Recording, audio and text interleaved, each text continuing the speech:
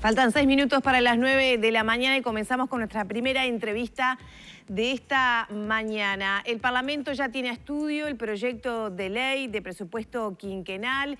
El equipo económico concurrió esta semana a la Comisión de Presupuesto Integrado con Hacienda, bueno, justamente para charlar sobre los principales ejes del proyecto de ley del presupuesto quinquenal. Es que recibimos al subsecretario de Economía y Finanzas, Alejandro Irastorza.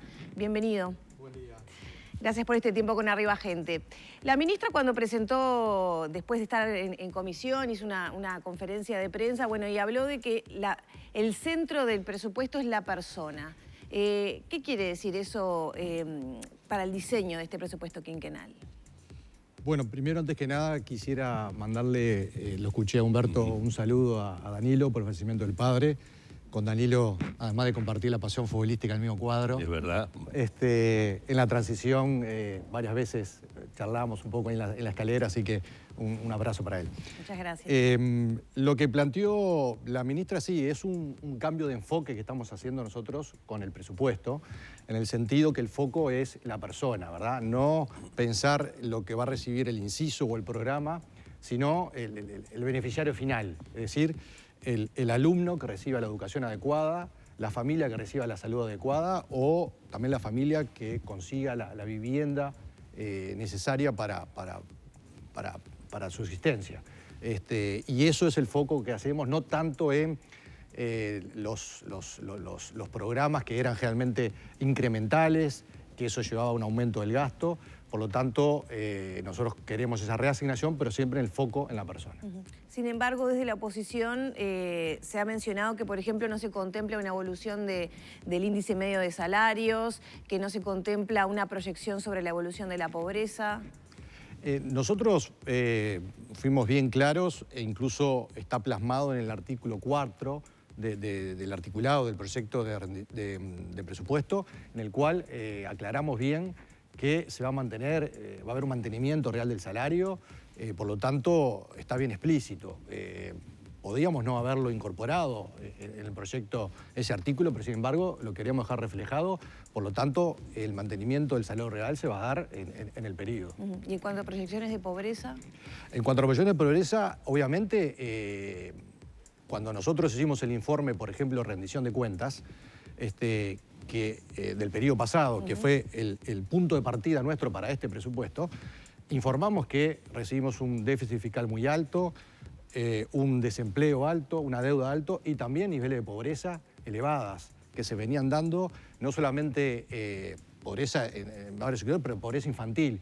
Por lo tanto, nosotros, a través del Ministerio de Desarrollo Social, vamos a poner mucho foco en las políticas sociales y en este periodo dijimos que todo lo que sea relacionado con las políticas sociales no se van a escatimar recursos, por lo tanto, la idea es poder lograr bajar los niveles de pobreza que, como le digo, recibimos desde el periodo anterior. ¿Se ha marcado una meta concreta?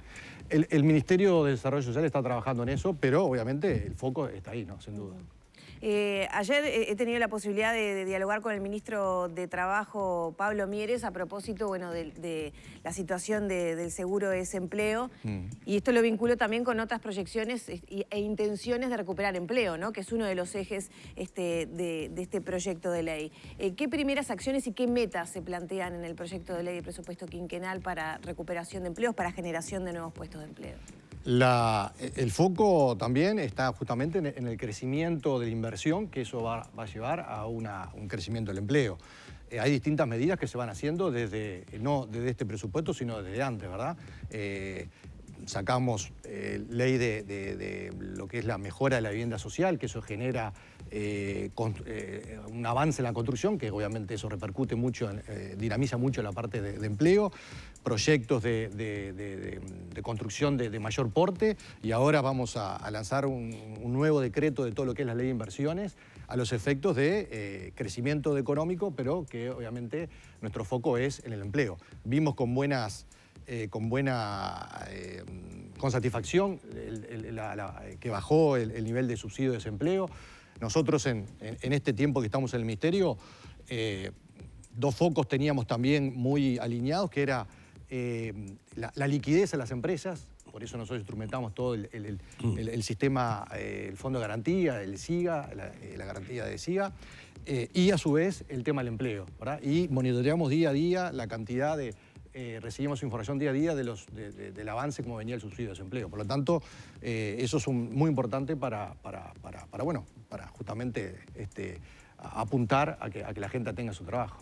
Irastorza, ayer teníamos la posibilidad, durante algunos minutos, los tiempos en televisión son muy acotados, pero igualmente pudimos bucear un poco con Ignacio Munyo, economista, justamente centrándonos en el presupuesto. Y él, sobre todas las cosas, lo que advertía era sobre la necesidad, que el gran desafío que entendía que tenía el país por delante era el captar las inversiones necesarias para poder cumplir con ese presupuesto. Es decir, nos explicaba desde un punto de vista económico que el presupuesto proyecta, estipula y establece lo que va a gastar. Y que él consideraba que era hasta, si se quiere, optimista el suponer que podíamos llegar a gastar ese dinero porque en este momento, y obviamente la pandemia estuvo por allí como un tema sobrevolando siempre, bueno, Uruguay necesita abocarse a las inversiones necesarias para que este presupuesto se pueda llevar adelante. A nivel de lo que podría ser la economía doméstica, la que uno lleva en su hogar, podríamos decir, bueno, parece que ponemos la carreta delante de los bueyes. Ese desafío del que nos hablaba Ignacio Munyo, ¿qué herramientas, de qué manera se piensa captar esa inversión en un momento muy complejo del planeta para justamente poder financiar este presupuesto? Sí, nosotros tenemos claro que la inversión no va a venir por el lado del sector público. Va a venir, sí, en el sector público acotado a lo que corresponde, ¿verdad? Infraestructura, para eso va a llevar a una mejora en la competitividad y captar nuevas inversiones, porque si tenemos las rutas en mal estado, eso genera todos costos adicionales. Claro. Infraestructura, en lo que dijimos, en lo que es todo el tema de políticas sociales, hospitales, cárceles, mejora todo lo que es relacionado con, viene a ser a adicciones, con INAU, la capacidad instalada, y sabemos que tiene que venir por el lado de la inversión privada. Para eso son, como decía, las mejoras en la ley de inversiones, la mejora también de lo que viene a ser las empresas públicas mediante, tanto en la LUC como en la ley de presupuesto, están fijadas las unidades reguladoras, que las empresas públicas, las tarifas, las fijen por sus costos y no por la caja del Ministerio de Economía. Y eso a la larga lleva a una mejor competitividad y que las empresas puedan invertir, porque sabemos que obviamente el Uruguay es caro hoy en día para invertir. Entonces, esas mejoras van a ir logrando junto con también, sin duda, que mejorar nuestro relacionamiento internacional. Nosotros hoy en día, para nuestros productos de exportación, estamos pagando aranceles elevados con nuestra competencia, Australia, Nueva Zelanda. Perú ha hecho muy buenos acuerdos mediante cuotas, y hizo con la Unión Europea, con Estados Unidos, con Canadá, con Singapur, y exporta con productos casi nulos de aranceles o mínimos. Entonces, esos son todo un paquete de medidas que va a llevar y Uruguay, que está en el foco del mundo a raíz de la buena gestión de la pandemia, y que están pensando en poder invertir en Uruguay. Tratar de aprovecharlo. No estamos hablando solamente de la inversión extranjera, es decir, estos cambios, estas medidas, claro, esta manera de tratar de favorecer la inversión también habla para el inversor local. Sí, sí, de hecho, yo tengo reuniones permanentes con el sector de la COMAP, que es donde se estudian todos estos decretos de inversiones, y ayer recibí un informe de muchas inversiones, en el interior también, que es importante, de construcción, pero también de otros proyectos, y hoy en día son realmente nacionales. También el otro día el presidente estuvo en Salto, o ayer, por una inversión importante a nivel de cannabis, que es una industria muy pujante también. O sea, algunas son internacionales, pero también apuntando al mercado local. ¿Qué cambios concretamente se prevén en la ley de inversiones? En la ley de inversiones, obviamente, se prevén una mejora de lo que se llama la matriz de indicadores, ¿verdad? También apuntando en la generación de empleo, si es para exportación, descentralización, que eso le da un mayor puntaje a esa matriz, y que termina eso beneficiando en que tenga una mayor exoneración de renta, patrimonio. Cuando hay obra civil, la exoneración del IVA en esa obra, de los productos importados, lo que es tributos y recargos aduaneros. Son muchos beneficios y también, en este caso, incluimos a las pymes, dándole de esos beneficios que tiene un 10% adicional para justamente, las pymes es el motor de la economía también del Uruguay, y mayor plazo para el cronograma de inversiones que uno puede deducir. Por lo tanto, es una medida, va a ser muy potente.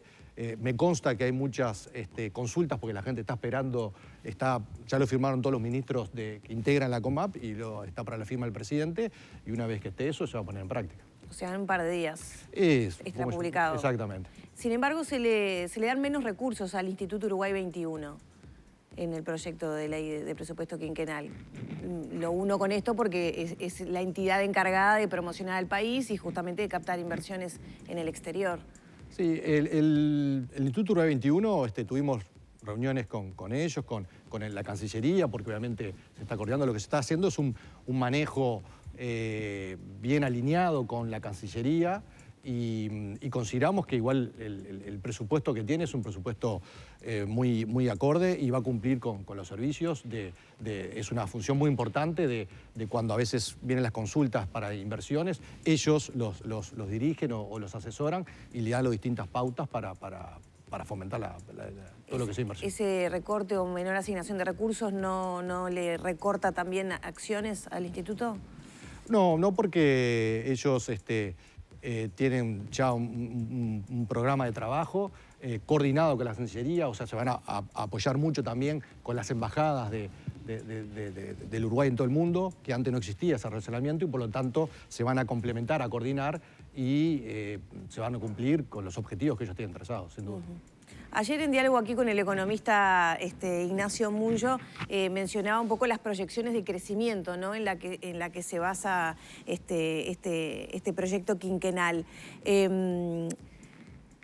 ¿Cuán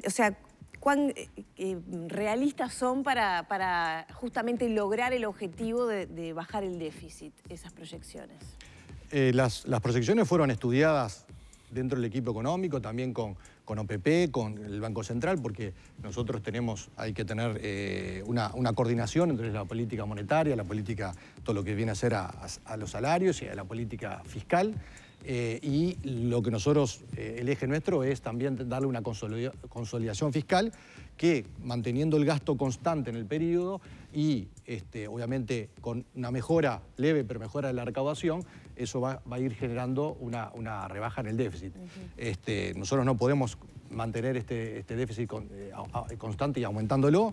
Eso repercute en la deuda que tenemos, una deuda muy elevada en relación a 65% en relación al producto, y obviamente nosotros lo dijimos antes de asumir y lo mantenemos, es que no pensamos aumentar impuestos. Esto es una cosa que está bien claro en este presupuesto, porque si aumentamos los impuestos es aumentar los impuestos a todos nosotros, a los televidentes que me están mirando, y no hay más capacidad.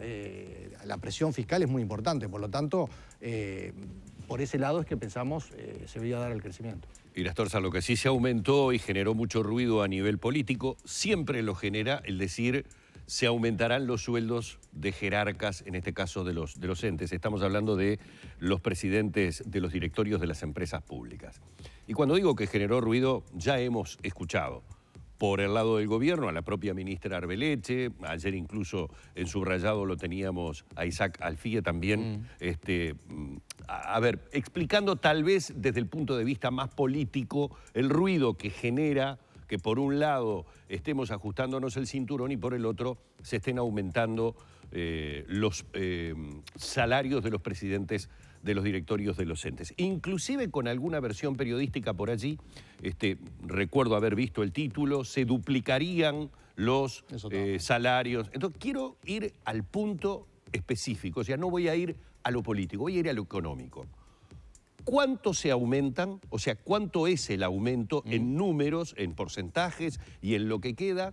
No el por qué. ¿Y cuánto significa a nivel del presupuesto esa erogación, ese aumento o esa diferencia que aparece en el presupuesto? Sí, esto ha tenido mucha repercusión, pero escuché a Alfie ayer, nosotros estamos hablando de no más de 15 oficinas públicas. Estamos hablando solamente de los presidentes, ¿verdad? No del directorio, de los presidentes. O sea que esto alcanza a 15 personas. 15, 16, porque bueno, hay que ver. Bien. A su vez, muchos de ellos ya son funcionarios de esas propias unidades, Sí. Entes, por lo tanto, y hoy en día están cobrando por el sueldo que tienen, que es mayor que el del presidente. O sea, hoy en día un gerente, un jefe de un departamento en la UTE, en el Banco República, gana más, y lo puedo comprar porque yo fui 30 años fui al Banco República, Sí. y a su vez terminé como director. Gana más que el propio presidente del Banco República. ¿Saben cuántos están en esa situación que están cobrando por...? Centenares, en todos los entes. Pero en cuanto a los presidentes de directorios de entes... Bueno, en este periodo no tengo el dato, pero me imagino que la presidenta de UTE, que es funcionaria, el presidente de ANCAP, que es funcionario, tienen todo el derecho a hacerlo porque legalmente se puede. Si yo gano más como no voy, tengo un derecho adquirido, voy a... Claro. Y encima le estamos exigiendo mucho más responsabilidades y compromiso. Pasando los números, porque yo soy subsecretario, o sea, yo sé lo que gano, la diferencia que puede generar un presidente de un ente a pasar lo que va a ganar son $800. No, 50.000 pesos nominales, que si líquidos son 35.000 pesos líquidos. Perdón, sí, para que le quede claro a la gente. Usted me está diciendo que la diferencia de dinero en la mano para esa persona sería de 35.000 pesos por mes. Líquido, sí. Líquido, por exacto. eso dije en la mano. Exacto. Bien. Por ejemplo, me voy al Banco República porque es lo que al presidente del Banco República, que el Banco República tiene un patrimonio de $2.000 millones. Le estamos ajustando el sueldo en $800, ¿verdad? Para ver un poco la realidad del tema. Si, siendo a lo que representa en un año, no llega a $250.000, que estamos hablando que eso es el 0.005, creo que hay un cero más, de todo el presupuesto. O sea, son números totalmente insignificantes, que lo dijo ayer también el economista Alfi. Obviamente se ha dicho, bueno, es una señal. La señal la estamos dando con lo que es la baja del déficit que estamos proyectando, las reacciones del gasto, no seguir con las ineficiencias que se venían haciendo, no seguir con no cumplimiento de los controles. Nosotros en la ley de presupuesto estamos agregando muchos artículos para la auditoría interna de la Nación, que tenga controles más en muchos entes que no lo ha podido lograr, que tenga coordinación con el Tribunal de Cuentas, porque lo que antes era la excepción era la regla. Es decir, un gasto excepcional se transformó en algo común. Entonces, y todo eso fue llevando al gasto incremental, al gasto descontrolado, y bueno, por lo tanto, ahí es el foco que nosotros, y ahí eso es una buena señal que estamos dando. No considero esto de los presidentes de los entes. Bien, ya que ha hablado del tema de los gastos, otra de las cosas que normalmente los ciudadanos comunes, quienes no estamos metidos en el mundo de la política y mucho menos en el mundo de los números, sabemos de quién es la potestad. Otra de las situaciones que generó ruido hace poco tiempo atrás, pocos días atrás, fue el conocer las cifras de inversión de determinadas empresas, hago el caso concreto de Antel, en materia de inversión publicitaria. Y se habló del crecimiento que de un año a otro o que de un periodo a otro había tenido. ¿Quién determina lo que un ente puede invertir en publicidad? Es decir, ¿esto tiene que ver con el presupuesto o no tiene que ver con el presupuesto? No, los entes tienen su presupuesto autónomo y ellos lo analizan. Obviamente la OPP les da los lineamientos, los porcentajes de rentabilidades que deben acceder, y en base a eso ellos generan su presupuesto. Obviamente lo que salió de Antel fueron números totalmente desproporcionados, que no consideramos que sean necesarios para ese nivel el gasto respectivo. Acá hoy un tema, y aprovecho ya que estoy acá en Canal 10, anda circulando en las redes un video del año pasado del ex ministro Astori, en un congreso de su sector, en el cual él decía bien claro que tenemos que tener autocrítica, y los errores de este gobierno, no de este gobierno, en los 15 años fue no mejorar la calidad del gasto. Y eso llevó a un déficit fiscal abultado, habló que no se pudo cumplir con la educación, con la seguridad, con la vivienda. Es decir, este tipo de gastos no podemos... cuando hay una frazada corta, que todos sabemos que es corta, hay que justamente reasignar y ser responsables con esto, porque nosotros nos debemos a la gente y ellos son con sus impuestos lo que a la larga me pagan el sueldo a mí, por ejemplo. Claro, esa voluntad cualquier gobierno la tiene, ¿no? Hacer las cosas bien o, bueno, cumplir los objetivos que se traza. Exacto. Si no se hace, muchas veces porque no se puede. ¿Por qué no se pudo y sí se va a poder ahora? Y bueno, porque nosotros estamos haciendo un cambio de enfoque y plasmamos en la ley el presupuesto. El presupuesto es la ley madre de todo gobierno y eso nos va a regir durante el periodo. Y por lo tanto, se ve en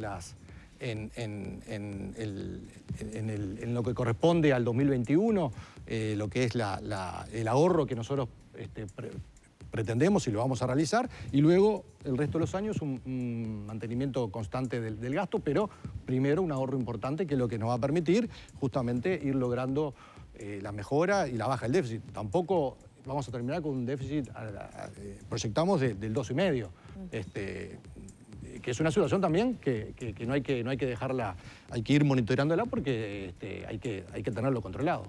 ¿Ya está el número más cerrado de cuánto le viene costando al país la pandemia?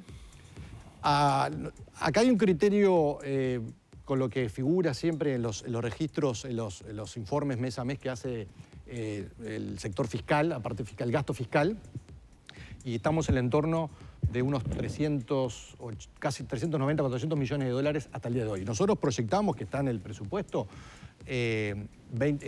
para el 2020, unos 768 millones de dólares, estaba detallado bien por determinados rubros, que eso es 1,6 del PBI aproximadamente. Obviamente esto es muy dinámico, porque a medida que vamos sacando medidas que las vamos sacando permanentemente, como por ejemplo cuando uno retoma gente de la actividad del seguro de desempleo o le da nuevo empleo, le da un subsidio de 5.000 pesos por 3 meses a la empresa para justamente retomar a trabajadores. O si uno lamentablemente se le despide y igual se le cubre lo que es el FONASA por 90 días, eso va todo con cargo al Fondo COVID. Nuevas medidas que va a sacar el Ministerio de Desarrollo Social a nivel de las tarjetas de Uruguay Social o de las asociaciones familiares también van por ahí. El otro día estuvimos con el tema de unos reactivos que se habían solicitado, unos científicos. Bueno, son todos gastos que se van generando y van a ir. Nosotros estimamos ese importe. Puede ser más, pero los recursos están disponibles para llevarlos a cabo. Bueno, vamos a agradecerle al subsecretario de Economía y Finanzas, Alejandro Irastorza, estos minutos en la mañana de Arriba Gente, donde hemos vuelto a incursionar en el tema del presupuesto nacional, obviamente el tema que estará en discusión a nivel parlamentario, podremos ir escuchando seguramente diferentes posiciones. Es un presupuesto que seguramente podrá tener algunas modificaciones. La instancia parlamentaria así lo prevé. Para cerrar, cuando se prepara el presupuesto, ¿se toma en consideración qué modificaciones pueden llegar a haber? Es decir, ¿se palpita de alguna manera qué retoques puede tener ese presupuesto? ¿O la intención es que en la medida de lo posible no sea muy retocado? Obviamente hay poco margen, ¿verdad? Es escaso que hay. A nivel parlamentario se pueden hacer algunas modificaciones, pero que no, a nivel del Parlamento ellos no se pueden aumentar recursos o gastos. Por lo tanto, pueden hacer algún tipo de modificaciones, pero no que aumente lo que está plasmado en este presupuesto. O sea, pero para entenderlo bien, dentro de lo que hay de acá podrás llevar para acá o repartir para acá, pero no subir lo que ya está. No subirlo, ya está. Muy bien, muchísimas gracias, Irastorza. Un placer. Subsecretario del Ministerio de Economía y Finanzas en la mañana de Arriba Gente.